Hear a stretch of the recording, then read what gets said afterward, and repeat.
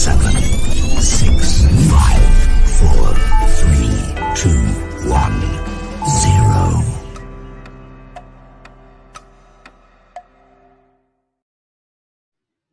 Assalamualaikum warahmatullahi wabarakatuh.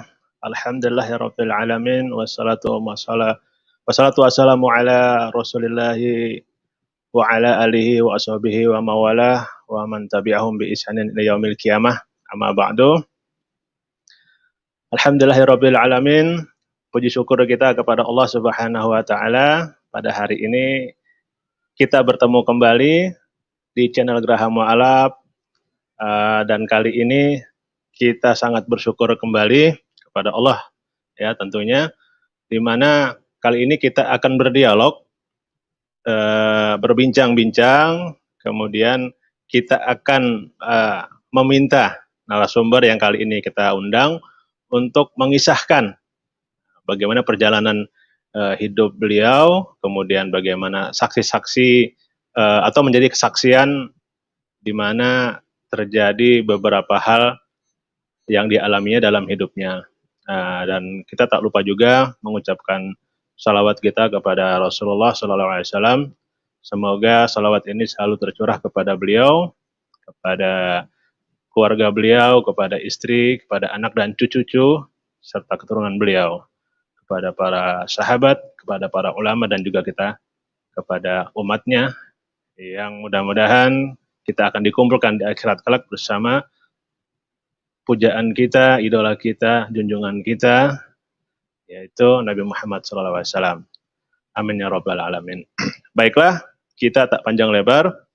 Kali ini kita kedatangan tamu, yaitu yang bernama Saudara Filipus Christian.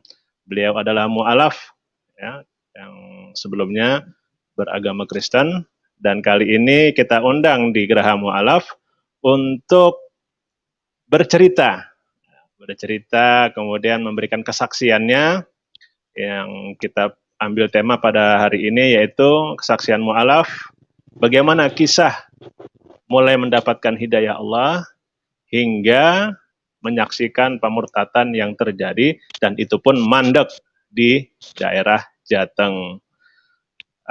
Kita sudah terhubung dengan ikhwah kita, ya, yaitu Akhi Filipus Christian. Assalamualaikum warahmatullahi wabarakatuh. Akhi Filipus. Waalaikumsalam warahmatullahi wabarakatuh. Alhamdulillah. Sehat ini, Akhi Filipus? Alhamdulillah, sehat, alhamdulillah. Ini Ustaz, jauh perjalanan ini ya, dari mana? Dari pondok sampai cari sinyal ini ya. Akhi. Lumayan untuk live demi pemirsa ya. Masya Demi Allah. para pecinta kristologi di tanah air, saya berjalan sejauh hampir sekitaran 5 sampai 60 km ya dari tempat saya ke salah satu pusat kota di daerah saya di Manado. Dengan menempuh perjalanan itu menggunakan satu unit motor Supra yang sudah butut sebenarnya, tapi alhamdulillah masih bisa hidup ya. Alhamdulillah. Ya, demi perjuangan dakwah ini ya, Akhi Filipus. Ya, Masya Allah. Demi para para pecinta kristologi ya gitu. Masya Allah. Iya, luar biasa ini perjuangan dakwah dari Akhi Filipus, dan itu menjadi suatu motivasi bagi kita ya. Bagaimana seorang mu'alaf sendiri begitu kuatnya ketika ingin berdakwah, dan kita seharusnya yang Islam ya, dan dari lahir pun itu harusnya lebih besar lagi girohnya atau semangat dakwahnya dibandingkan yang mu'alaf. Nah, ini Akhi Filipus, kita punya topik hari ini itu kisah bagaimana Akhi Filipus ini mulai mendapatkan hidayah Allah ya. Ini sebelum kita masuk kemana, ke kesaksian, bagaimana Akhi Filipus ini melihat adanya pemurtatan, dan itu memang nyata pemurtatan itu ya Akhi Filipus ya. Kemudian mungkin sementara ini kita pengen kenalan dulu nih sama Akhi Filipus. Mungkin bisa dijelaskan atau diperkenalkan dirinya Akhi Filipus, mungkin namanya, kemudian kemarin dari agama apa, denomnya apa, terus gimana kegiatan sebelum masuk Islam ini? Silakan, Akhi Filipos. Ya, ya alhamdulillah. Terima kasih. Assalamualaikum warahmatullahi wabarakatuh. Waalaikumsalam warahmatullahi. Alhamdulillah, nasta'inu wa nastaghfiruhu wa na'udzu billahi min sururi anfusina wa min sayyiati a'malina. May yahdihillahu fala mudilla lahu wa may yudlil fala hadiyalah. Asyhadu an la ilaha illallah wahdahu la syarikalah wa asyhadu anna Muhammadan abduhu wa rasuluhu alladzi la nabiyya ba'd. Qala Allah ta'ala fil kitabil karim, a'udzu billahi minasyaitonir rajim. Bismillahirrahmanirrahim. Laqad kafaral ladzina qalu innallahal masihu ibnu Maryam wa qala al masihu ya bani Israil a'budullaha rabbi wa rabbakum innahu may yusyrik billah faqad harramallahu alaihil jannata wa ma'wahun nar wa malil zalimina min ansar. Wa qala Rasulullah sallallahu alaihi wasallam fil hadits, man kana akhiru kalami la ilaha illallah dakhalal jannah. Wa qala Rasul, man amilu amala laisa alaihim amruna fahuwa rad. Sadaqallahul adzim wa rasulil karim. Baik pemirsa Geraha Mu'allaf dimanapun Anda berada, dan juga Ustadz Yudi Al-Hadi yang insyaallah kita sama-sama mengharap ridho Allah Subhanahu wa taala. Pada kesempatan kali ini saya memperkenalkan diri. Saya Muhammad Fadli, yang sebelumnya nama baptis saya adalah Filipus Christian. Tentu saja Filipus Christian adalah nama yang dari latar belakang agama non-Islam, yaitu beragama Nasrani ya. Dan alhamdulillah saya sendiri dilahirkan dari 7 turunan keluarga Kristen. Bahkan dalam keluarga kami paling banyak atau paling mayoritas marga kami ini adalah berprofesi sebagai gembala atau pendeta. Saya sendiri latar belakangnya dari gereja Pantekosta di Indonesia, masuk Islam tahun 2009 yang lalu, tepatnya tanggal 2 Februari. Masuk Islam sama sekali tidak ada kaitannya dengan wanita harta tahta, karena semua sudah ditepis dalam video-video saya sebelumnya, bahwa jika karena wanita, saya masuk Islam 2009, nikahnya 2016. Karena harta, sampai hari ini suprabutut saja yang mengantar saya ke tempat saya berdakwah untuk mencari signal. Pada kesempatan kali ini harus 6-70 kilo ya. Itu pun supra yang udah nggak ada starter. Itu pun supra butut yang nggak ada starter kakinya. Starter tangannya juga mati. Jadi didorong isi gigi 4, digait gigi 4, gear 4 baru dia bisa hidup. Tapi alhamdulillah dengan izin Allah bisa sampai ke sini. Kemudian tahta sampai hari ini saya bukan seorang abdi negara, TNI, Polri, atau mungkin seorang kepala bagian, atau mungkin saya punya perusahaan yang besar dan saya menjadi direktur di salah satu perusahaan. Saya enggak sama sekali seperti itu. Bahkan sampai saat ini saya pun masih numpang di rumah mertua. Kendaraan bahkan enggak punya ya. Supra itu boleh minjam dari warisan orang tua saja. Jadi betul-betul enggak ada tuduhan wanita harta tahta, dan saya dan ini bisa menjelaskan bahwa saya masuk. Ya. Berarti murni ini ya. Ya, murni insya Allah bisa di cross check juga. Bisa di cross check juga ke bekas agama saya. Mungkin teman-teman saya yang lalu mungkin siapa tahu bisa ditemukan ada kasus-kasus saya asusila, penipuan, pencurian atau kriminal yang bisa tinggalkan di agama yang lama. Silakan dicek. Kan ada di Indonesia semua kan. Bisa di cross check. Alhamdulillah saya bersih dari itu. Yang kedua, saya masuk Islam itu berdasarkan karena keinginan sendiri atas dorongan dari berbagai hal. Akhi Filipus, tahan dulu, dulu, jangan panjang lebar dulu. Kita ngobrol lagi. Kita ngobrol lagi. Karena kalau kita monolog ya, kalau Akhi Filipus sendiri ya, atau kita nyebutnya kan Akhi Fadli ini sekarang ya, Muhammad Fadli. Masya Allah, namanya luar biasa. Ini udah membawa nama dari Nabi kita yang kita cintai, ya kan? Dan itu Fadli artinya kemenangan. Jadi itu sudah menunjukkan bahwa Akhi Fadli ini menuju kemenangan di agama Islam ini. Nah, sebelum cerita lebih jauh nih, kita pengen tahu, karena kalau kita langsung ngomongin ya, langsung cerita nih, nanti akan habis nanti bahan kita nanti bicara ini, ngobrol ini, Akhi Filipos. Kita ini kan sebenarnya sama waktunya nih ya, Akhi Filipos, kita di daerah tengah ya, Indonesia Tengah. Jadi kita di sini jamnya jam 12.55. Mungkin di daerah Indonesia Barat atau ya Indonesia Barat itu jam 11.55. Nyalakan dulu Akhi Filipos untuk apa namanya? Ya, kita sambil ngobrol aja, santai aja kita. Karena nanti kalau kita monoton agak kurang enak, ya kan? Nah, kita sambil ngobrol aja.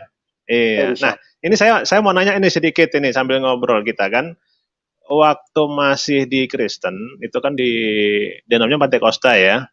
Itu kenal Islam nggak? Atau mungkin tahu Islam, tapi pendapatnya waktu itu bagaimana tentang Islam? Mungkin gimana itu waktu itu?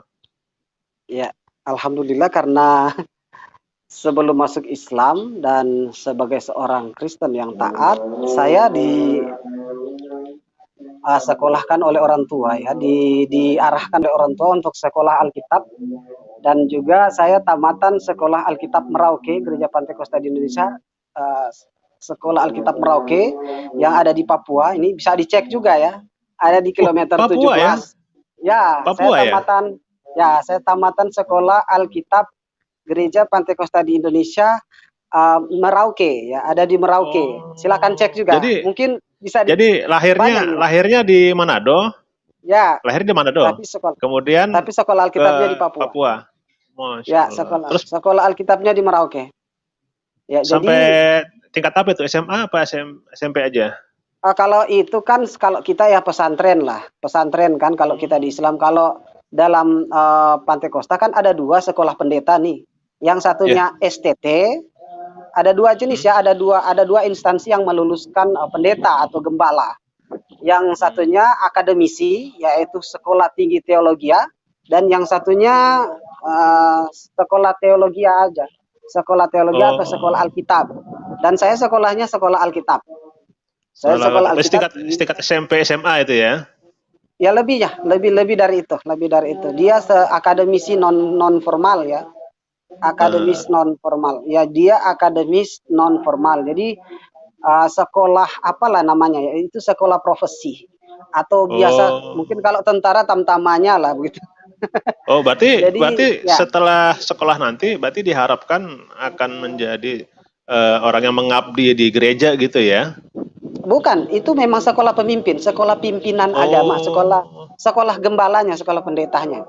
Oh, sekolah pendeta malahan ya? Ya. Ya, tapi dia non gelar akademis ya, di belakang embel-embel enggak ada titelnya. Jadi dia akan jadi pemimpin. Dia akan jadi ustadz, kalau seperti kita ya ustadz ya. Itu ada dia bisa memimpin suatu gereja, dia bisa memimpin suatu sidang ya, sidang jemaat lah kalau kita bilang. Sidang jemaat itu satu gereja lah, mungkin satu gereja seperti itu. Dan saya sampai ke arah situ, sampai tingkat 2 sekolah Alkitab Merauke. Saya angkatan 10 dan 11 ya. Nanti kalau ada yang nonton ini bisa juga di cross check ke sana. Bisa di cross check. Angkatan 11. Iya. Ya. Jangan soalnya begini ya Pak Ustadz. Saya ini udah mulai agak gerah ya dengan penampakan murtadin aspal. Penampakan. Dan juga mualaf yang juga lebay gitu loh. Mohon maaf ya. Alhamdulillah kalau dia sudah mualaf, tapi janganlah kita menambah-nambah sesuatu yang bukan kapasitas. Kalau kita hanya lulusan sekolah ini, ya bilang aja sekolah ini. Kalau kita orang dari agama sebelumnya sebagai pemeluk agama seperti ini, ya jangan dilebay-lebaykan doa profesor, doktor lah, insinyur, kabirator, kotor, padahal sekolahnya nggak jelas, alma maternya di mana, nggak tahu angkatannya berapa, nggak jelas. Kalau saya menjelaskan langsung dengan angkatan ya, biar nanti kalau ada yang nonton kan bisa di cross check, bener nggak nih orang ya kan? Ya. Ya begitu. Nah Kalau ini, saya angkatan nah ini, 10-11-nya. nah ini menarik ini, Akhi Fadli, ya. Ya. Saya manggil Akhi Fadli aja ya, lebih enak ya, karena nama Islam nih. Ya. Ya, karena Filipus ini memang mungkin identitas sebelumnya, jadi biar Ya. orang atau pemirsa juga, sahabat-sahabat beriman juga bisa tahu bahwa memang sebelumnya adalah nama baptis dari Akhi Fadli ini adalah Filipus Christian. Nah, dengan basic di sekolah teologi itu pastilah gitu kan tahu Islam Ya. ya kan, dan itu Ya, Islam betul. yang diperkenalkan atau mungkin yang ini sebelum masuk Islam ya, sebelum masuk Islam itu bagaimana yang Akhi Fadli dapatkan tentang Islam sendiri? Ya, makanya itu kan mau saya jelaskan dari tadi bahwa karena saya sekolah pendeta, sekolah gembala, sekolah hamba Tuhan, sekolah pelayan jemaat, maka di situ kan saya sudah diperkenalkan tentang Islam. Di situ saya sudah belajar tentang agama. Semua agama kan dipelajari di sana. Semua agama, bahkan yang kita tahu Indonesia cuma 5 agama pada waktu itu, 2 agama di Indonesia yang sekarang resmi belum resmi pada waktu itu. Kita sudah mengenal 7 agama, termasuk agama Sinto, agama Sikh, ya kan, yang ada di India, agama Sinto yang ada di Jepang, agama ini pagan, agama-agama pagan yang ada di Mesir kuno itu kita pelajari semua, termasuk agama Islam, karena memang agama Islam adalah bagi saya, bagi sekolah saya pada waktu itu adalah alamat sentral untuk menjadi objek dakwah, objek penginjilan lah, objek keselamatan atau target penyelamatan menurut istilah saya pada waktu itu. Jadi ya harus mempelajari ahwal musuh dulu sebelum menyerang ke markasnya kan begitu. Jadi otomatis ya saya sedikit banyak telah mengenal apa itu Al-Quran, apa itu Muhammad, apa itu hadis ya dari sekolah Alkitab tersebut. Namun ya namanya mempelajari versi mereka kan lain lagi dengan versi kita begitu. Ya dari versi yang lama saya mengetahui bahwa oh Islam itu seperti ini gitu loh ya. Bagaimana? Seperti ini seperti apa? Seperti itu seperti apa? Apakah negatif, apakah positif atau bagaimana ini? Ya tentu karena saja gini, ya pengetahuan. Iya gini seperti karena yang kita sudah dengar. Yang kita sudah dengar dan kita sudah lihat sekarang kan sudah menjadi rahasia umum. Yang namanya Islam di mata non-Islam itu selalu negatif. Oh negatif positif. Ya. Ya kalau positif kan disampaikan aja. Kira-kira negatifnya apa nih? Wah ini agama teroris. Ya. Oh ini agama yang suka marah-marah atau bagaimana? Ya, atau yang tidak toleran? Ya, bagaimana? Jadi dulu sebenarnya dulu saya juga termasuk seorang pembenci Kristen yang sangat fatal, yang sangat getol ya. Pembenci Islam maksudnya, pembenci Islam. Iya, saya sangat pembenci Islam yang sangat luar biasa ya. Karena apa? Ini bukan kesalahan orang Kristen sebenarnya. Agama Kristennya, tetapi ini ada kesalahan orang-orang netral, orang-orang orang-orang bisa dikatakan orang-orang non agama yang bergerak di bidang media sosial yang kemudian memberitakan citra-citra buruk tentang satu agama atau suatu agama yang lain. Ini yang menyebabkan di gitu ya. Ya, di framing. Ini kan nggak bisa disebut oh ini dari Kristen, ini dari Islam. Citra buruk tentang Islam yang muncul pada waktu saya beragama non muslim begitu buruk yang ditampilkan yang saya saksikan dari media-media massa sampai kepada desas-desus dari bibir ke bibir, telinga ke telinga, ini membuat kebencian yang luar biasa kepada Islam. Nah, jadi intinya tidak ada yang framing indah yang saya konsumsi pada waktu sebelum saya memeluk Islam pada waktu itu. Jadi jelaslah kalau pengetahuan Islam yang saya dapatkan adalah pengetahuan negatif begitu. Oke, jadi waktu itu nggak kepikiran ya, wah saya nggak bakal masuk Islam ini, kalau Islam ini seperti ini gitu ya, nggak ada pikiran seperti itu ya? Enggak ada. Nah, bahkan bisa disebut amit-amit ya, bisa disebut istilahnya amit-amit ya. Wong saya sudah jadi hamba Tuhan, sudah jadi pelayan Tuhan, sudah siap menjadi pemimpin, sudah ditamatkan dari sekolah Alkitab, masa iya saya mau jadi Islam? Ntar di sana kan saya nggak bisa ngapa-ngapain juga, nggak bisa ceramah, saya nggak bisa ngapa-ngapain kan, nanti saya miskin juga, saya juga nggak punya fasilitas apapun, pasti dibenci dan segalanya, termasuk nanti saya bakal jadi teroris juga nanti kalau saya masuk Islam. Iya betul. Saya bakal jadi radikal juga nanti kalau masuk Islam, amit-amit kan. Waktu itu ya, pikiran seperti itu ya waktu itu ya. Iya, waktu itu ya jelas seperti itu. Amit-amit kan saya harus seorang hamba Tuhan, seorang orang yang sudah menyelesaikan pendidikan penuntun Teologi. Alkitab, istilahnya teologi dasar sudah lewat, sudah melampaui teologi dasar, sudah memiliki dasar-dasar pengetahuan tentang keimanan yang benar menurut agama saya pada waktu. Masa iya saya harus masuk ke agama yang lain kan? Apalagi agama Iya. yang syarat Jadi dengan musuh ya. terorisme, dengan radikalisme, yang syarat Iya. dengan kesesatan yang menurut saya pada waktu itu, ya itu sangat tidak masuk akal kalau saya sempat berpikir mau masuk Islam pada waktu itu. Nah, ini kita ini kan tinggal di Indonesia yang mayoritasnya orang Islam gitu kan.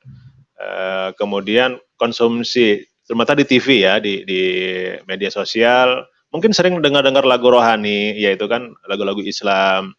Nah itu mungkin ada agak bertolak belakang mungkin ya kalau Aki Filipos atau Aki Fadli ini dengar, ini sebenarnya lagu-lagunya enak gitu kan. Mungkin ada feel nggak di situ ketika dengan lagu-lagu rohani dari Islam gitu? Maksudnya seperti apa? Kan ada lagu-lagu nih, lagu-lagu yang sering diperdengarkan gitu kan. Kalau di Islam itu kan sering ada lagu-lagu sholawat segala macam. Nah, ketika sudah dapat pemikiran gitu ya, wah Islam ini seperti ini nih, seperti ini, negatif lah gitu kan. Tapi begitu dengar-dengar lagu rohani, itu pernah nggak dengar lagu-lagu rohani yang Islam, sholawatan begitu, pernah dengar nggak? Sering sih, Waktu itu? sering. Ya, Sering ya? sering.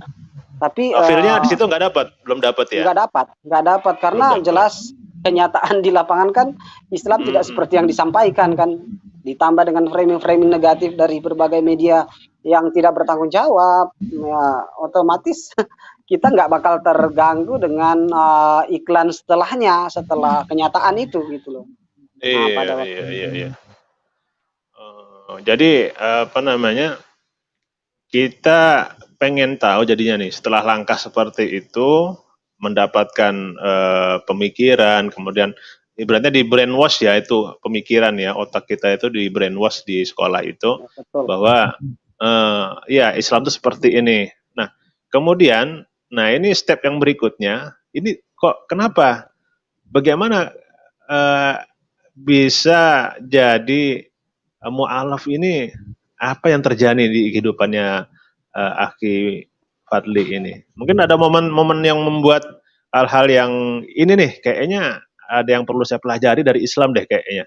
Nah, mungkin gimana nih, Aki Fadli? Ya, jadi sebelumnya saya mau sampaikan di sini bahwa sebelumnya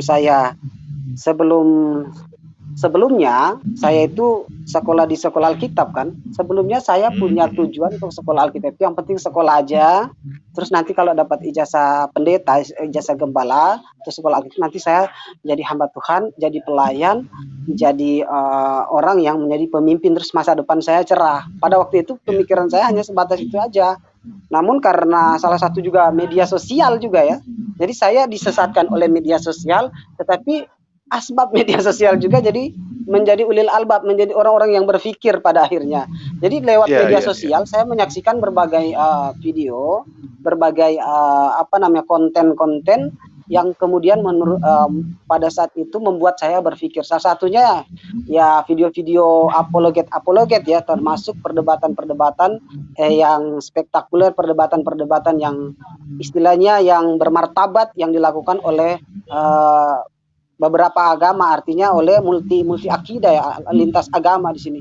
Termasuk saya menonton video-video yang disajikan oleh para mu'alaf atau kristolog kita. Nah, termasuk salah satunya debat murtadin versus mu'alaf pada waktu itu. Ada trio murtadin versus trio mu'alaf, yang kemudian saya berpikir, yang tadinya saya hanya mau datang ke sekolah itu mau belajar, bukan belajar ya, mau mencari gelar, lantas nanti jadi pendeta, jadi hamba Tuhan, jadi sukses hidup saya ke depan. Sekarang jadi ingin mencari tahu kebenaran itu lagi lebih lanjut. Yang tadinya saya hanya belajar negatifnya, saya lalu mencari tahu tentang kebenaran-kebenarannya. Akhirnya setelah saya keluar dari sekolah Alkitab itu, saya menjadi frontal, menjadi bahasanya, menjadi orang yang rasa ingin tahunya tinggi, bahkan jiwa militannya itu makin bergejolak. Termasuk saya sering mendatangi orang-orang yang menurut saya pada waktu itu orang Islam yang taat untuk diajak berdialog bersama,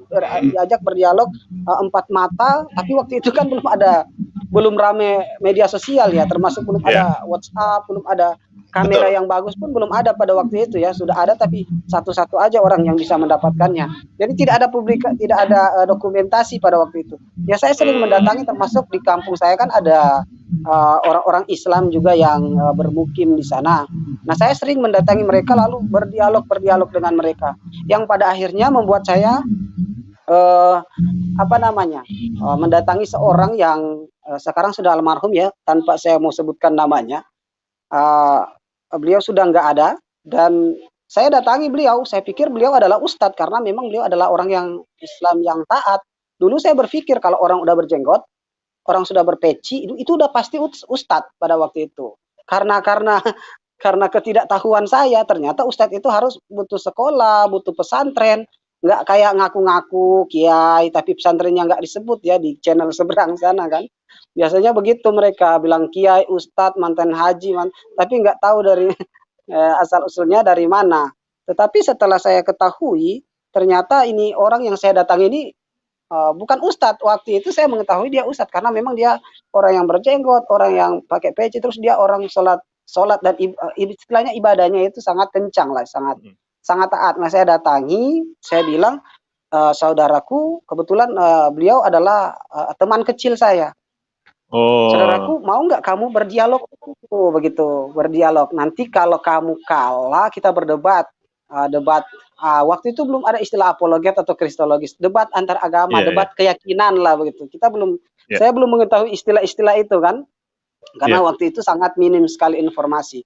Nah, saya katakan ke beliau, kalau kamu mau, nanti kalau kamu menang, saya ikut kamu masuk Islam. Nanti kalau kamu kalah, nah ya saya baptis kamu. Berarti kamu saya akan ikut dengan saya. Beliau nggak mau karena menurut beliau agama bukanlah bahan untuk diperjudikan begitu, dibuat bahan untuk berjudi atau taruhan lah begitu kan. Tapi saya bilang ya udah, kamu memang penakut kalau begitu. Lah terserah menurut antum. Lah saya terus membujuk sampai ke tawaran terakhir, yaitu kalau aku kalah, aku masuk ke agamamu Islam. Kalau kamu kalah, udah kamu nggak perlu ikut saya, tapi minimal kamu tak akui kalau Yesus benar-benar Tuhan begitu. Dia tetap nggak mau. Oke, begini aja. Terakhir ke yang paling terakhir yaitu saya tawarkan minimal engkau kalau kalah engkau mengakui kalau aku ternyata jago lah begitu, hebat begitu menjelaskan dan mengalahkan statementmu begitu. Engkau harus memberikan aku 2 jempol minimal. Nah, seperti itu ya. Oke, jadilah menurut dia. Nah, hasil perdebatan saya dengan beliau itu berjalan berjam-jam. Namun sebelum perdebatan dimulai, kita membuat satu MOU ya, surat. Wah, bikin perjanjian ya. Perjanjian ya, disaksikan oleh beberapa orang yang adalah teman kami. Di atas putih itu tulis pakai pensil padahal ya, pensil ya. Itu di mana? Itu di mana? Itu di rumah atau di rumah teman ya, apa di rumahnya? Di rumah temanku. Di rumah dia. Di rumah temanku. Ya, di rumah teman kecilku itu yang kebetulan beragama Islam. Yang menurut saya dia ustadz pada waktu itu. Padahal bukan ustadz juga karena berjenggot, berpeci gitu ya. Nah, jadi ini juga buat ustadz ini. Kan? Wah, ini sasaran empuk ini.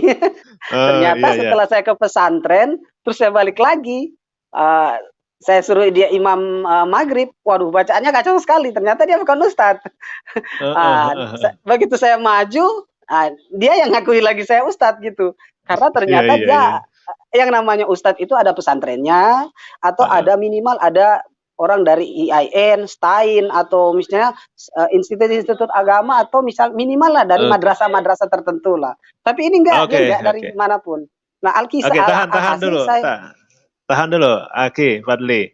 Ini menarik ini. Ini menarik ya. Karena Aki Fadli ini berdialog dengan Muslim ya, dengan orang Islam yang waktu itu menganggap bahwa itu seorang ustadz gitu kan. Ya betul. karena beranggapan, karena kan gini ya, kalau di Kristen itu ya, mereka kan ada namanya misi ya, misionaris itu kan punya misi. Ya betul. Misi mereka itu kan mengkristenkan orang Islam. Ya, betul. Itu menyelamatkan utamanya. Ya, bukan mengkristenkan. bukan Iya, iya, mengkristenkan, betul. menyelamatkan. Menyelamatkan jiwa, memenangkan jiwa Ya, ya. memenangkan jiwa, Menangkan jiwa, menyelamatkan menyelamatkan jiwa. sesama, memenangkan jiwa. Menangkan Dari jiwa. istilah Nah ini, kristenisasi. ya, jadi iya kalau kita pakai istilah sih seperti keliru juga ya. Mungkin karena Ya, itu istilah yang tidak dipakai oleh mereka. Tapi kalau kita nyebutnya sih udah awam sih kristenisasi. kalau kami mengkristenkan. Cuma kan bahasanya beda aja istilahnya gitu kan. Nah ini ketika yang diajak ini adalah dianggap ustadz, wah ini berarti punya ilmu mumpuni gitu ya. Wah, Betul. punya ilmu mumpuni, sekalian saya ngetes ini ilmu saya gitu kan. Ya, betul, betul, Nah, betul. tapi di balik itu sebenarnya dalam hati dari Akhi Fadli sendiri itu sebenarnya ingin mencari kebenaran juga kan? Betul, betul. Ya, gitu ya. Ya, jadi itu istilahnya eh kalaupun mau menyelamatkan jiwa tadi ya atau Ya, memurtadkan si ustadz tadi itu ya sebenarnya betul. bonus ya kalau emang Ya, menang bonus, gitu ya. bonus. Bonus, bonus. Tapi kan sebenarnya itu kan awalnya karena memang ingin mencari kebenaran tadi kan. Betul. Nah, menariknya ternyata yang dibawa dialog ini ternyata bukan ustadz. Nah, ini saya pengen tahu juga nih. Ini bagaimana TikToknya ketika tanya jawab, ketika berdialog dengan teman tadi ya. Mudah-mudahan udah meninggal beliau ya. Ya udah, mudah-mudahan Udah diterima, Masya meninggal. Allah. Ya. Mudah-mudahan jannah, Masya Allah. Mudah-mudahan jannah Alhamdulillah. balasan dari Allah lebih besar. Ya, betul, betul. Nah, ini pengen tahu ini ketika tektok terus tanya jawab dengan beliau ini bagaimana ini sampai akhirnya itu mungkin bukan sehari 2 hari atau mungkin bukan Ya, satu enggak hari itu aja kali ya. satu hari sih, tapi hampir Satu hari enggak ya. sampai sehari juga. Ada sekitar karena kebetulan saya bertandang ke rumahnya, ada sekitar 5 atau 6 jam mungkin ya. Perdebatan yang Wah, sangat luar sengit ya. biasa. Disaksikan. Gitu Tapi ya. karena kita berteman kan, jadi nggak ada saling Santai singgung aja pun itu gitu hal ya. yang ya hal yang biasa kan begitu. Nah, Iya, iya, iya. pada Asik akhirnya jadinya ya malahan ya. kepada kelima, iya malah asik gitu loh, malah Heeh. oh ini agamamu seperti ini agamaku seperti ini. Bukankah dalam ayat ini agamamu mengatakan ini? Bukankah kita saling serang dalam termasuk ya ayat-ayat tentang Maryam ya. Iya, Ayat iya, tentang iya. Maria Isa putra Maryam itu kita pelintir-pelintir ayat Sirajul Muklas apa sih apa Sirotol Siratal Sirotol mustaqim. Mustaqim itu Heeh. kita anggap hadza Siratul Mustaqim itu Ada adalah siratal Isa mustaqim itu. adalah Isa, betul. Adalah Isa Heeh. itu. Jadi enggak selamat ini orang Islam itu kan termasuk salah satu ayat-ayat yang saya pakai untuk menyerang beliau. Tapi alhasil tuh statement saya tuh patah hancur hanya dengan 4 ayat paling pendek dalam dalam bukan 4 ayat, salah satu surat paling pendek yaitu surat Al-Ikhlas gitu. Ikhlas, Ya, masya Allah, masya Allah. surat Al-Ikhlas. Jadi saya hanya dipatahkan oleh itu. Oh, bukan sembarangan dipatahkan begitu saja. Tapi dengan dalil-dalil yang sangat sangat mengena begitu.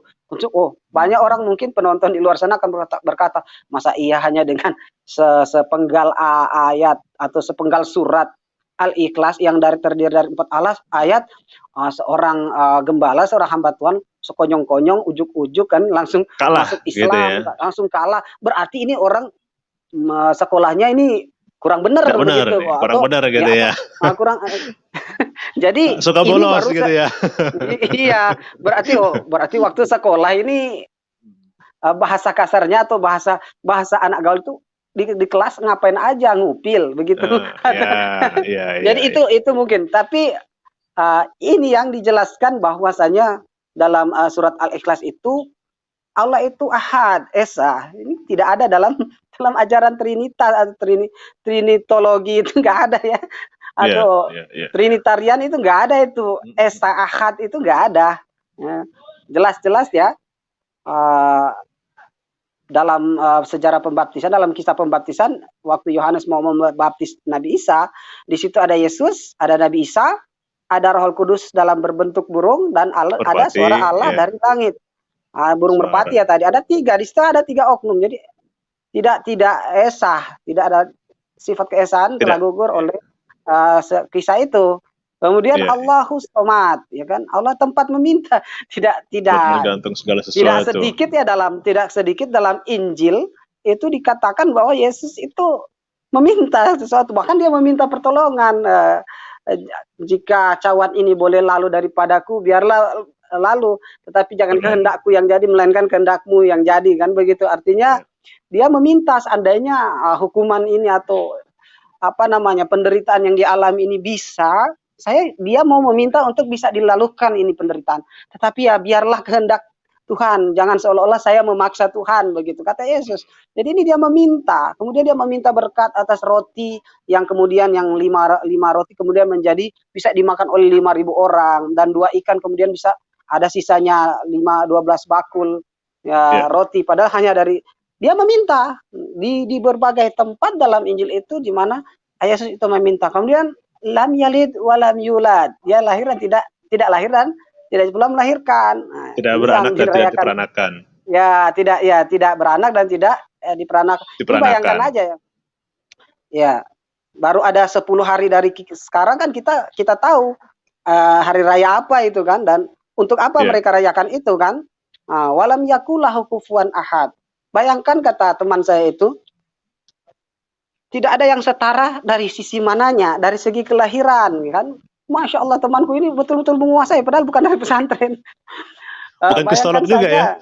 Bukan kristolog juga, dia cuma orang kampung yang sehari-harinya ngambil rumput, ngasih makan kambing dan sapi. Masya Allah. seorang penggembala. Dan jadi seorang penggembala sapi beneran menghadapi seorang penggembala domba-domba Allah ini kan. Masya Allah, dan benar waktu itu logis dan betul-betul Alkitabiah dia memberikan jawaban kepada saya bahwasanya tidak bisa dielakkan lagi bahwa 4 ayat dalam surat Al-Ikhlas itu telah terbantahkan semua. Bayangkan jika disamakan seperti walam yakullahu kufuwan ahad, dan tidak ada yang setara, serupa, atau tidak setara dari segi apa? Kelahiran. Yesus hanya lahir dari apa namanya, dari seorang ibu tanpa seorang ayah. Bukankah ada yang lahir tanpa ayah, tanpa ibu? Ada loh. Adam. Dia tidak punya ayah, tidak punya ibu. Hawa, dia punya ayah tapi nggak punya ibu kan. Melkisedek nggak tahu bapak dan ibunya siapa. Ya kan.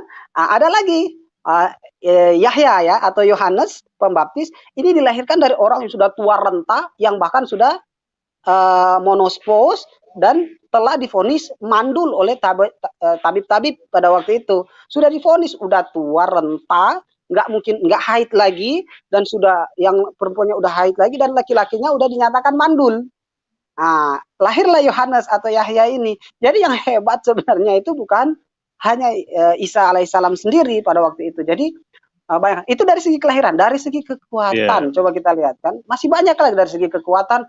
Bahkan beliau menyerupakan, seandainya disamakan dengan Sun Gokong ya, tokoh fiksi ya kalau nggak salah, atau nggak tahu juga tokoh fiksi yang pernah kita nonton, mungkin Kera Sakti atau apa, ada seekor kera itu yang dituduh siluman, padahal dia dari dewa, dari percahan apa namanya, kristal Nuwa, dewa Nuwa, yang kemudian jatuh di gunung salah satu bukit, di sana ada kera. Jadilah ini si Sun Gokong ini. Sun Gokong dialegoriskan saya seperti itu. Sun Gokong tapi ini asik ya, karena waktu itu kan ngobrol sama temen ya. Ngobrol sama temen ya. Jadi enak kan gitu ya. Kan? Iya kan? Jadi lucu kan. Kebetulan waktu itu saya paling suka sekali dengan film Kera Sakti waktu itu ya. Pada waktu itu saya, namanya anak kecil kan dulu saya, bahkan serinya saya nggak pernah lewat satupun waktu itu kan. Saya masih non muslim, jadi hobi sekali nonton, termasuk serial itu kan. Jadi kena banget ya. Kena banget ya. Bayangkan si Kera Sakti itu yang dituduh siluman, padahal dia dari dewa, hanya karena dibunuh karena pacarnya mati ya. Pacarnya itu namanya Siluman Rubah. Siluman Rubah itu dibunuh oleh siluman yang menyamar seperti tentara langit. Tentara langit kan dari dewa-dewa nih. Mereka menyamar, jadi berubah dirinya, merubah wujud seperti tentara langit. Kemudian membunuh seluruh kera-kera yang ada di Gunung Huoguo itu ya, termasuk yang dibunuh ini pacarnya, termasuk rame dia. Ini malah cerita Sun Gokong ini. Kita balik lagi nih cerita. Kita jangan terlalu banyak Sun Gokong ini. Ya, ntar saya lanjutkan dulu biar dapat lucunya kan. Terus dia dibunuh semua. Nah, marahlah si Sun Gokong ini, naik sampai ke langit ke-7 ke berapa. Dibunuhnya seluruh tentara langit, dari berbaju perak sampai berbaju emas kan. Bayangkan tentara langit yang dari dewa-dewa ya, dari malaikat-malaikat itu hancur lebur dibuatnya sampai seluruh istana langit, sampai apa namanya, dewa langit utama itu yang paling utama itu sampai, kalau bahasa ini bahasa Indonesia apa ini, kalau bahasa Manado itu tongkadagu ya kalau begini ya. Kalau tangannya begini terus kakinya di ini begini sambil bingung begitu menyaksikan. Ya, sambil bingung menyaksikan, bukan main kau Sun Gokong. Tak ada satu batu pun istanaku yang berdiri di atas batu yang lain, kau hancur leburkan. Bayangkan tentara-tentara langit yang bukan lagi beribu-ribu, berjuta-juta, tapi berlaksa-laksa dihancurkan hanya dengan tongkat kecil itu yang dicurinya dari salah satu apa namanya, salah satu samudra gitu ya.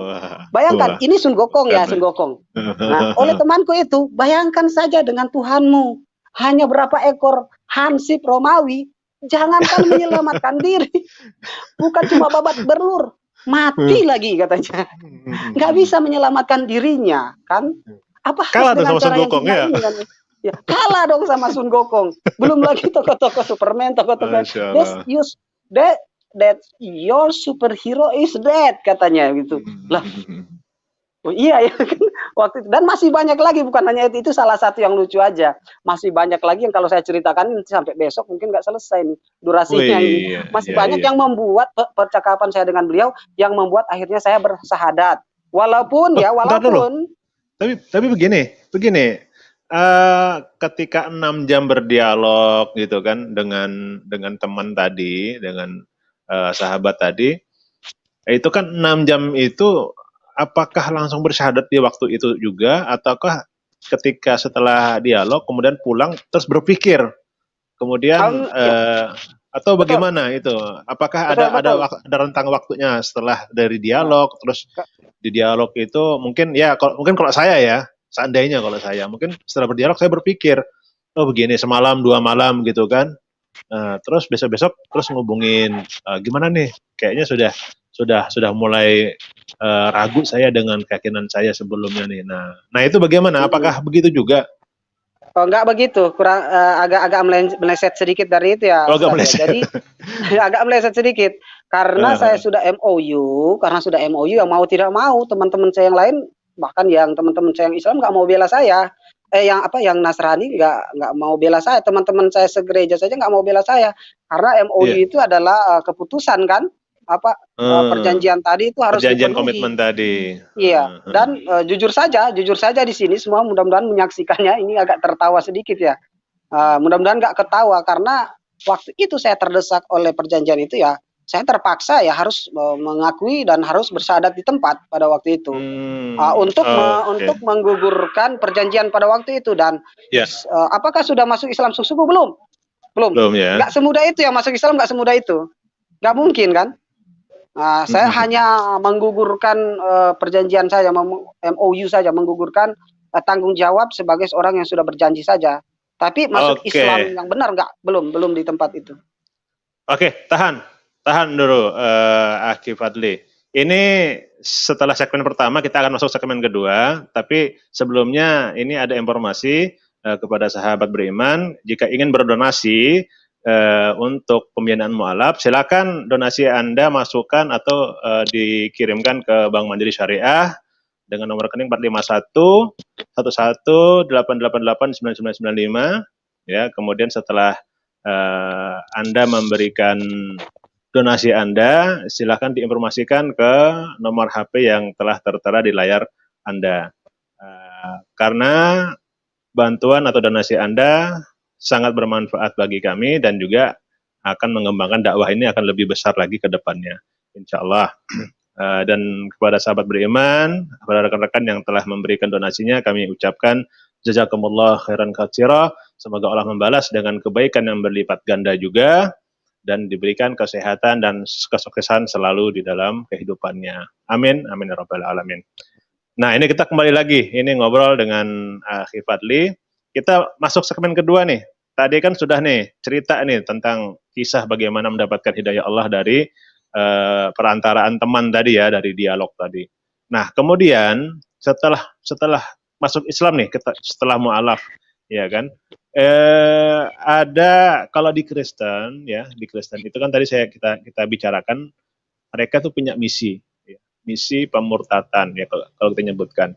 Nah, kalau mungkin di Kristen nyebutnya adalah menyelamatkan jiwa, memenangkan jiwa, gitu ya. Nah, dari tahun 2007 ya, 2007 ya, mualafnya ya. 2009. Oh, 2009. Nah, 2009 ini kan sudah mulai berinteraksi, bersosiasi, kemudian mungkin juga ikut dengan program-program dakwah di daerah setempat gitu ya.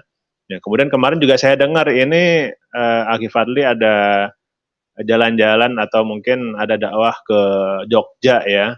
Nah, ini di sini saya pengen tahu nih. Nah, tadi di awal kita kan sempat ini di backstage kita cerita sedikit gitu kan. Ada menyaksikan pemurtatan ya. Kita nyebutnya pemurtatan ya, pemurtatan yang dilakukan oleh dari Kristen. Dan pemurtatan ini sebenarnya nyata, dan nyata ini disaksikan oleh Akhi Fadli sendiri gitu ya, bersama tim waktu itu.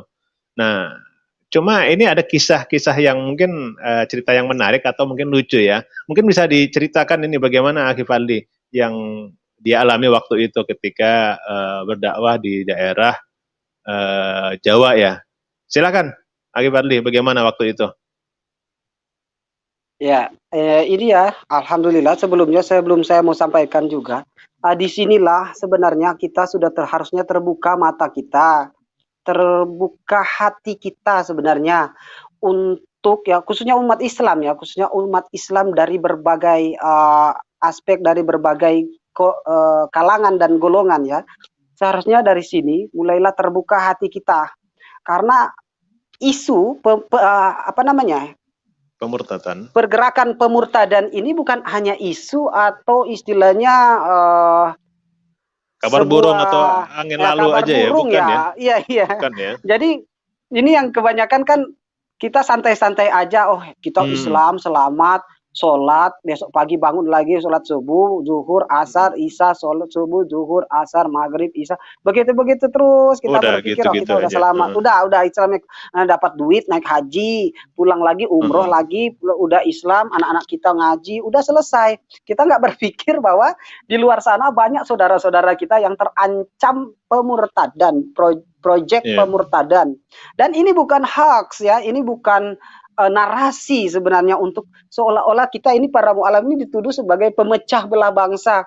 Padahal justru kita ingin menyatukan bangsa ini dengan santun. Nah, marilah kita tidak mengislamkan tidak memberitakan agama kepada orang yang beragama. Kalaupun kita kita mengajak orang itu dengan cara yang baik lah, tidak dengan iming-iming segala macam, tidak dengan tipu daya, muslihat dan segala macam. Nah, sehingga terciptalah kondisi yang kondusif, kondisi yang aman bagi negara kita. Karena kita semua adalah cinta NKRI. Terbukti kan saya sampai sekarang ini ya, kita bukan seperti tuduhan orang bahwa mu'alaf itu adalah salah satu dari kelompok radikalis begitu. Nah, di sini bisa lihat di sini saking cintanya kepada NKRI, saya pun pakai bendera kita, bendera yang nenek moyang kita ini darah dan keringatnya tercurah demi mengusir penjajah. Masa mau kita hancurkan negara kita yang paling indah ini kan? Iya, betul. Negara kita yang sudah dibangun NKRI harga mati ini. NKRI harga mati, Islam harga paten, ya seperti itu.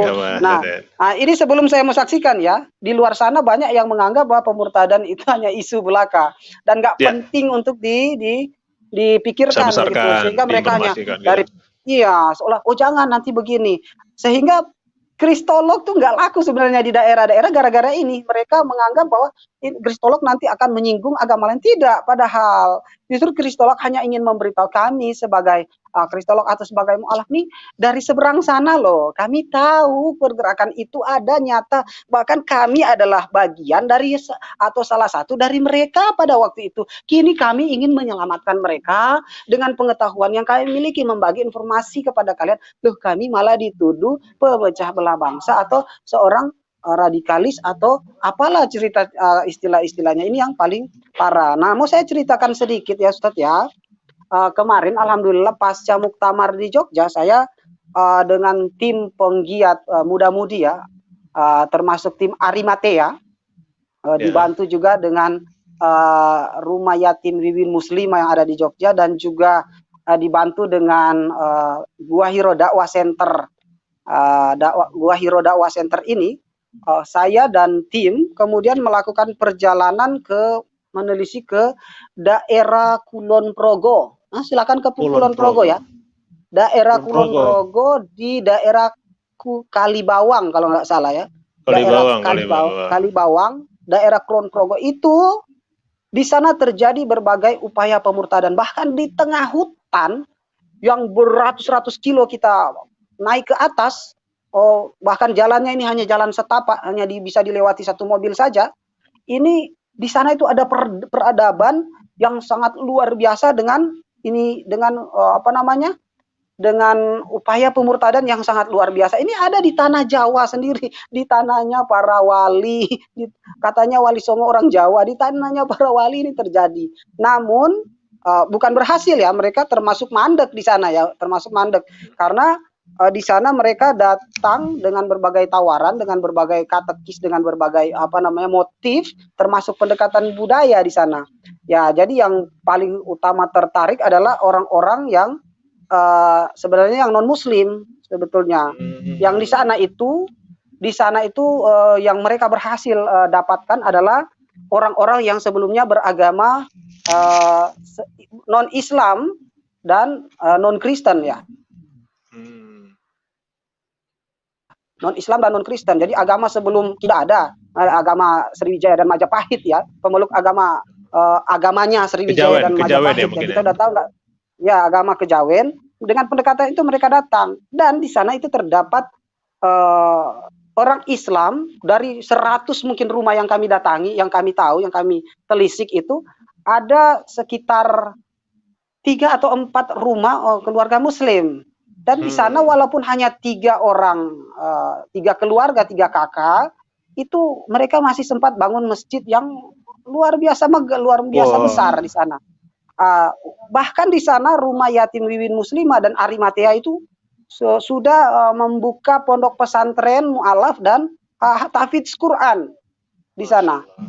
Di sana walaupun dengan penolakan yang sangat luar biasa dari kepala dusunnya ya. Kalau kita bilang kepala desa, di sana bilang kepala dusun ya, bapak dusunnya.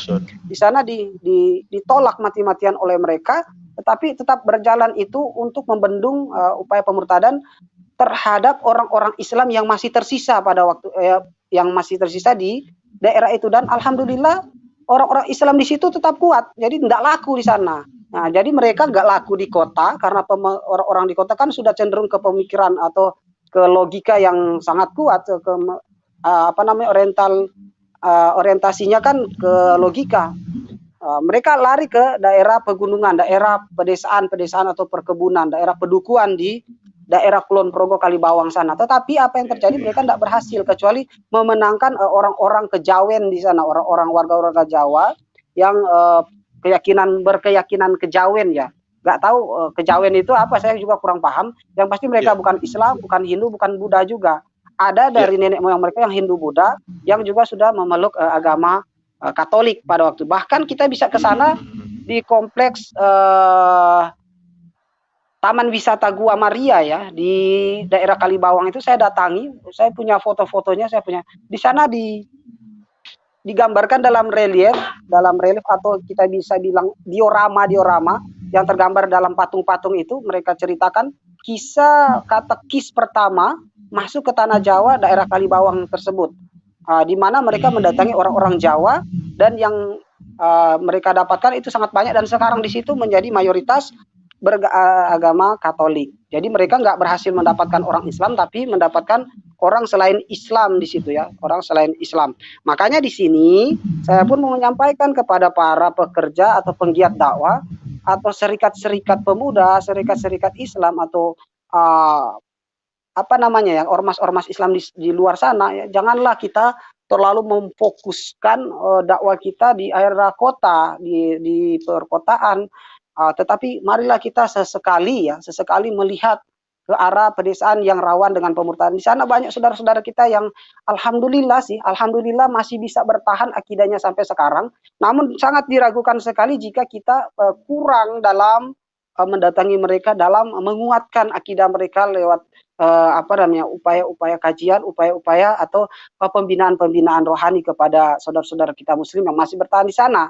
Nah, ini yang saya saksikan, bagaimana di daerah pedalaman di tengah hutan, mereka nggak laku di kota, mereka datang ke pedesaan, di sana dibangun peradaban yang sangat luar biasa, bahkan menjadi objek wisata yang sangat luar biasa. Mungkin kalau saya lihat, kalau cuma 1-2 miliar itu bangun seperti itu nggak mungkin. Itu triliunan mungkin bisa bangun seperti itu, sangat luar biasa megah, dengan patung-patung yang variasi ya, besar kecil, bahkan 10 kali lebih besar dari manusia, itu ada patung-patungnya semua dibuat, namanya juga Gua Maria. Jadi ada gua, di sana ada patung Bunda Maria untuk mereka sembah, menghadap mereka dan menyembah. Di situ ada pemandangan yang sangat indah di tengah hutan, dan itu juga bisa disaksikan di video-video yang nanti saya insya Allah akan rilis di akun Facebook dan akun akun YouTube-nya saya itu. Di sana terjadi pemurtadan, upaya pemurtadan yang sangat, pemurtadan yang sangat masif, gencar, ya? yang sangat gencar. Walaupun ya, alhamdulillah sampai sekarang mereka nggak berhasil lah, belum disebut berhasil memenangkan jiwanya orang Islam begitu, karena yang mereka dapatkan hanya warga-warga Jawa kejawen yang berkeyakinan, punya keyakinan kejawen ya, nggak tahu agama apa itu kejawen, yang pasti non Islam juga yang mereka dapat. Non-Islam. Begitu. Nah yang ini menarik. Ya betul. Nah, ini menarik ya nih, Akhi Fadli, ini menarik. Karena ya, ketika masuk ke hutan itu ternyata ada kampung ya, ada kampung ya, di mana kampung itu semacam kota kecil ya di sana ya. Ya betul, bahkan bisa disebut kota itu. Kota kecil lah ya kita sebutnya ya. Ya betul. Dan itu juga penduduknya banyak ya, penduduknya banyak. Banyak lah, banyak. Bahkan di sana banyak, sudah disebut desa besar lah begitu. Ada ratusan rumah lah, ratusan rumah di sana. Nah, dan ini menarik nanya lagi, ternyata upaya misionaris ketika masuk ke desa itu atau ke kampung itu, mereka tidak berhasil. Betul. Ya, dan gencarnya mereka itu tidak berhasil. Dan mungkin begini, Akhi Fadli, ketika seorang misionaris itu kan dia mempunyai misi untuk menyelamatkan jiwa. Artinya kan dia memindahkan orang itu dari ajaran sebelumnya atau dari keyakinan sebelumnya ke keyakinan mereka, ya kan, seperti itu kan? Betul. Nah, dan itu dengan berbagai cara, dengan berbagai upaya gitu kan, entah mereka memberikan sumbangan, memberikan makanan atau apapun ya, dan itu berbanding terbalik dengan kita di Islam, karena di Islam sendiri kan tidak ada paksaan dalam beragama. Jadi ketika kita pun mau bertemu dengan teman kita yang Kristen, terus kita tidak pernah juga mengajak mereka ke agama kita, tapi kita memang wajib menyampaikan kebenaran, kan seperti itu, ya kan? Nah, masalah mereka meyakini atau tidak ya kembali kepada mereka kan, gitu. Kalau di Islam kan seperti itu, karena kita tidak memaksakan mereka akan masuk ke Islam. Oh, kamu nanti masuk Islam ya? Nah, kita nggak seperti itu. Jadi kita menyampaikan ajaran kamu keliru, salah. Salahnya di mana? Di sini. Ya, ini fungsinya Kristolog, kita akan memberi kajian, kita mengkaji perbandingan dua agama ini, apa yang keliru, apa yang tidak, apa yang berbeda, kemudian di mana titik temunya, gitu kan? Dan kita sampaikan kebenaran itu. Itu kan fungsinya Kristolog seperti itu di situ. Nah, kemudian ketika mandeknya ini, ya mereka melakukan pemurtadan dan akhirnya mereka kan mengkristenkan atau memurtadkan orang yang sebenarnya bukan orang Islam. Ya, betul. Nah, dan lucunya ya, mungkin kita sering lihat ya di medsos, orang-orang mengaku sebagai murtadin gitu ya. Padahal belum tentu dia orangnya dulu sebelumnya dari Islam ya kan. Nah, itu jadinya larinya mereka seperti itu gitu kan. Padahal iya, mereka juga dari kampung itu juga bukan dari Islam sebelumnya. Mungkin ketika mereka bikin KTP ya, namanya KTP ini kan harus ada agamanya tuh, iya kan? Ya karena kejawen itu kemudian punya budaya, ya budaya dulu kan sempat diperkenalkan oleh wali juga, Wali Songo ya, di mana masuk dakwah itu juga ulat budaya kan, sempat. Dan itu juga masuk di situ, akhirnya ya karena lebih mayoritas orang Jawa itu Islam, akhirnya ya sudah KTP-nya Islam, padahal belum tentu Islam dia kan. Itu pernah terjadi sebenarnya. Jadi, KTP-mu Islam nih, nanti kamu berarti seorang murtadin ya. Padahal dia bukan Islam, sholat tidak pernah gitu kan. Itu yang seperti itu yang jadi bahan mereka digoreng seperti Ya, itu, betul. akhirnya muncullah di permukaan, wah ini murtadin, ini murtadin. Jadi Ya, dan tidak sedikit juga dari kalangan mereka yang sudah saya uji ya. Kemarin juga saya sudah menguji Muhammad KC dengan bacaannya, katanya mantan Kristen, mantan Islam, katanya mantan kiai, mantan dari pesantren berapa tahun, bahkan dibesarkan di lingkungan pesantren. Saya japri lewat WhatsApp ya. Saya uji bacaannya itu sangat kacau. Bahkan anak saya kebetulan di kampung saya ngaji ya, kasih ngajar anak-anak ngaji ya, anak-anak baca Quran, bukan ngaji tapi baca Al-Quran. Itu anak Iqra 3 saja, saya saja itu mendengar bacaan Al-Zalzalahnya itu sangat tertawa, terbahak-bahak saking lucunya, karena ini orang tua bacanya seperti itu, anak-anak kecil saja itu tertawa. Jadi bagaimana mungkin seorang yang mengaku kiai, mantan dari keluarga habaib, ustadz, dari Kristen yang taat, juga dari habaib ya? Islam. Iya, ada yang ngaku dari keluarga habaib ya. Silakan cek ke channel-channel mereka, channel apologet mereka. Kebetulan dan kebetulan juga kemarin minggu kemarin ya, saya menanggapi videonya, ada seorang murtadin yang ngakunya dari Islam yang sangat taat, ya, berasal dari daerah dengan saya juga di Manado, dan kebetulan satu suku dengan saya. Dia berasal dari Kota Mobagu katanya. Ayahnya dari Kota Mobagu, kalau tidak salah namanya itu siapa namanya, Mamonto pokoknya farmnya itu, ibu siapa itu namanya, Nuryati Mamonto ya, Ibu Nuryati Mamonto itu silakan cek di channel Yusuf Manubulu ya, itu produsennya odong-odong semua itu. Itu saya sudah lihat ya. Videonya, dia mengaku dari Islam yang taat, Islam yang dididik dengan Islam yang sangat istilahnya dari keluarga Islam yang kuat gitu ya. Yang kuat, bisa dibilang mereka suka mengatakan Islam radikal, padahal Islam itu nggak perlu radikal. Mereka bilang, oh saya dari Islam radikal. Beliau bilang begitu, si Tante Nuryati Mamonto ini mengatakan hal begitu. Saya sebut nama saja karena ini klarifikasi ya, biar di luar sana tahu kalau yang murtad itu belum tentu asli murtadin, yang mu'alaf itu belum tentu asli mu'alaf. Ya. Ada banyak mu'alaf juga yang lalu pura-pura masuk Islam, merusak Islam dari dalam, keluar lagi. Banyak seperti itu. Nah, dan kita perlu waspada sebagai umat Islam di situ. Tidak semua mu'alaf, aduh ini mantan pendeta, benar, langsung percaya. Dokter, benar, langsung percaya. Mu'alaf lagi, ini dibantu. Padahal orientasinya sebenarnya yang ini. Ya, betul. Yang ini. Ya. Ini beliau mengatakan, si Nuryati Mamonto ini mengatakan bahwa saya dari keluarga taat, ayah saya dari Kota Mobagu, ibu saya dari Bugis apa namanya, pokoknya dari arah Bugis sana, dan saya orang selatan sana katanya, dari keluarga taat. Tapi di ujung pembicaraan dia berkata, suami saya menikah dengan saya itu dalam keadaan Islam. Namanya dia mu'alaf kan, nggak tahu apa-apa. Jadi selama beberapa lama saya saya ajak suami saya sholat. Suami saya di belakang, saya sholat, saya imam di depan.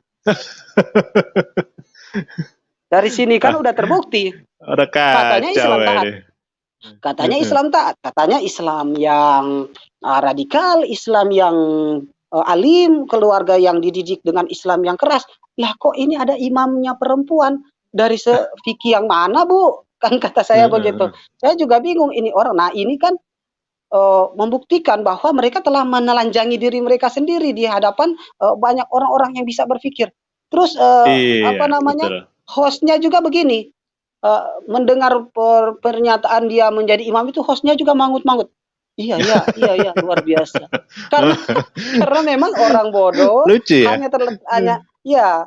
Karena memang orang bodoh ini hanya nampak pintar ya di sejenis bodohnya itu ya, di hadapan temannya itu saja. Dia tidak akan tampil bodoh di hadapan orang. Mangut-mangut saja si Om Yusuf Manubul itu. Wah, luar biasa katanya. Ini masa ada imam perempuan katanya dari. Jadi ini sudah sangat banyak ya fenomena-fenomena murtadin aspal ya, sebenarnya odong-odong yang ngaku-ngaku mantan ini, mantan itu, mantan pesantren, tapi nggak menyebutkan pesantren. Makanya di sini alhamdulillah saya mau menyebutkan tadi kan, pesantrennya saya angkatan berapa, bahkan teman-teman saya masih aktif kenal saya sampai sekarang, dan kami masih berhubungan baik, termasuk Pendeta Daud Gelanggina yang ada di Riau sana. Mudah-mudahan beliau nonton video saya nih. Termasuk beliau juga Pendeta Daud Gelanggina itu kan gembala gereja Pantekosta di daerah bukan Riau ya, Parapat sana ya, daerah Sumatera sana, Sumatera Utara sana. Mudah-mudahan bisa mendengar. Kalau mungkin saya salah, silakan klarifikasi video ini, terus buat video lagi, katakan kalau saya salah, tapi usahakan Anda bersumpah di atas kitab Anda. Jangan bersumpah di kitabku karena mungkin Anda tak percaya. Silakan bersumpah kalau memang saya bukan alumni angkatan 1011, tamatan 2006-7 di Sekolah Alkitab Merauke di Papua ya. Kalau enggak benar ya silakan ini. Supaya untuk namanya apa, membendung para murtadin yang terkadang menjadikan apa namanya testimoni mereka itu sebagai apa ya namanya, sebagai proyek hasil pundi-pundi begitu ya. Oke, Fadli, terima kasih ini sudah panjang lebar, kita nggak terasa 1 jam kita ngobrol ini. Iya. Oke, Fadli, iya, dan luar biasa, alhamdulillah disampaikan tadi bagaimana perjalanan kisah rohani daripada Akhi Muhammad Fadli ini, di mana sebelumnya adalah bernama Filipus Christian, dan itu memang mencari kebenaran dan waktu itu berdialog dan qadarullah menjadi mu'alaf, dan luar biasa. Tapi saya tambahkan sedikit dulu sebelum tutup nih, saya tutup tambah sedikit. Saya menjadi mu'alaf tahun 2009, tapi dapat hidayahnya 2010, Pak Ustadz. Oh, iya. Bingung kan? Nah, nanti pemirsa di rumah juga bingung. Enggak juga, karena memang saya itu bersyahadat kan 2009, tapi dapat hidayahnya 2010. Jadi nggak ada orang langsung hebat, langsung 5 waktu langsung hebat. Ada proses yang ada. Karena saya juga masuk Islam waktu itu hanya menggugurkan perjanjian. Jujur saja saya masuk Islam secara pura-pura pada waktu itu. Maksud saya masuk Islam, udah sekalian, udah di Islam, saya cari kesalahan Islam, masuk pesantren. Nanti kalau saya nemuin kesalahan dalam Islam, saya lulusan pesantren ini, saya mau kembali lagi, saya mau bongkar ini. Tapi semakin jauh saya di pesantren Sirajul Mukhlasin Magelang, semakin lama saya di situ, saya tidak menemukan kesalahan Islam. Malahan saya nangis sejadi-jadinya karena menyesal sudah suuzon terhadap agama Islam. Setelah mengetahui agama Islam yang benar, saya nangis sejadi-jadinya, dan bahkan saya menyesal sudah pernah membenci orang Islam tanpa alasan, tanpa ilmu. Bahkan saya sudah mengetahui Islam, mempelajari Islam dari sisi negatifnya. Setelah saya mengetahui, saya menangis, saya takut, saya malu, saya sungguh luar biasa menyesal atas perbuatan saya di masa lalu. Jadi nggak langsung dapat hidayah sekonyong-konyong, seujuk-ujuk langsung tiba-tiba langsung dapat hidayah, langsung paham, langsung taat ya. Ada 1 tahun kemudian saya mendapatkan hidayah pemahaman agama, yaitu dalam pondok pesantren di salah satu pesantren di Jawa Tengah. Iya, ini menarik sebenarnya Akhi Fadli, karena saya pengen cerita lebih banyak lagi nih, pengen menggali lebih banyak lagi sebenarnya, tapi kita terbatas oleh waktu ini sebenarnya, Akhi Fadli. Nah, kemudian setelah bersyahadat, kemudian mendapatkan hidayah menjadi Muslim yang lebih baik ya di kehidupan yang baru ketika mu'alaf, kemudian menyaksikan sendiri bagaimana terjadi pemurtatan itu ya, ada upaya-upaya pemurtatan waktu di Jawa Tengah ya, waktu itu di Kulon Progo tadi diceritakan bagaimana upaya pemurtatan itu sungguh masif, kemudian nyata, dan mereka juga mempunyai dana yang besar di belakang, sehingga betul.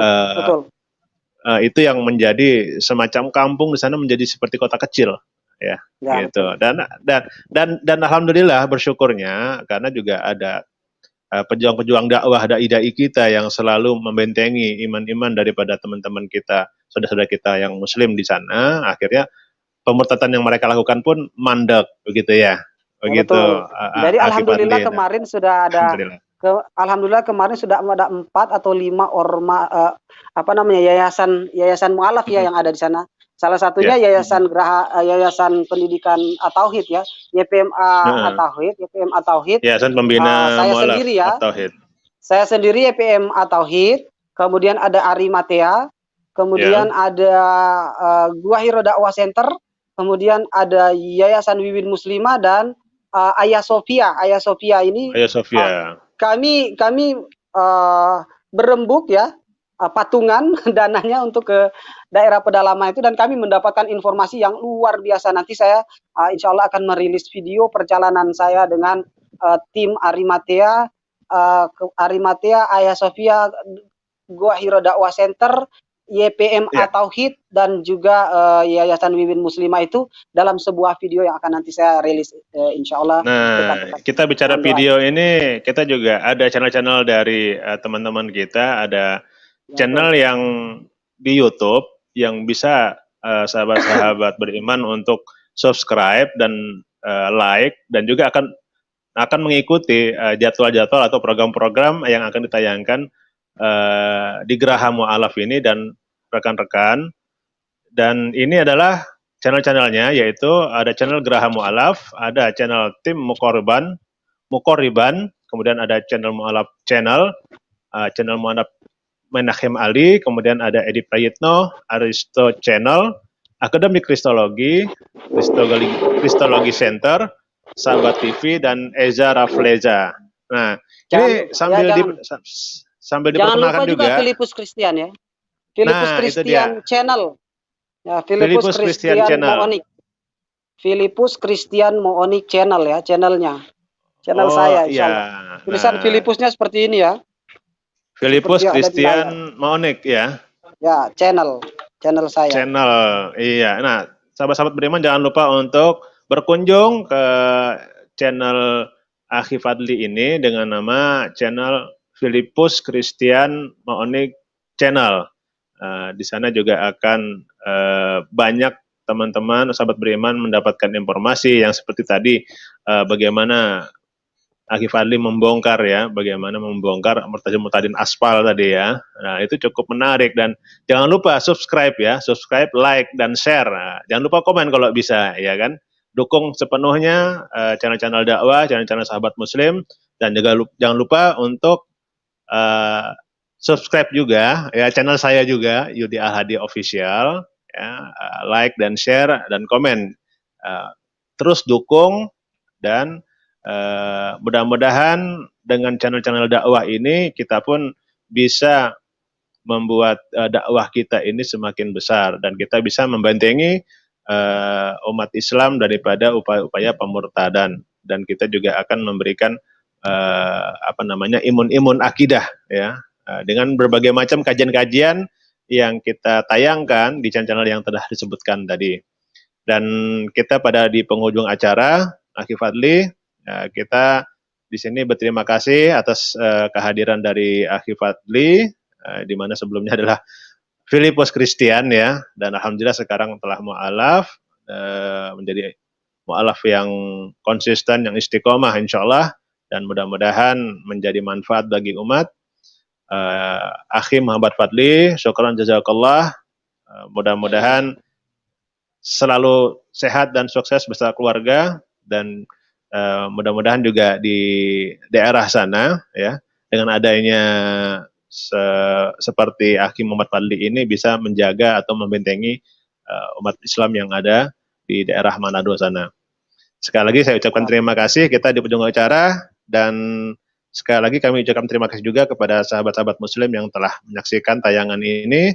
Semoga tayangan ini bermanfaat dan bisa memberikan inspirasi kepada sahabat-sahabat beriman, dan kita akhiri acara ini dengan mengucapkan alhamdulillah, dan wabillahi taufiq wal hidayah. Wassalamualaikum warahmatullahi wabarakatuh. Waalaikumsalam.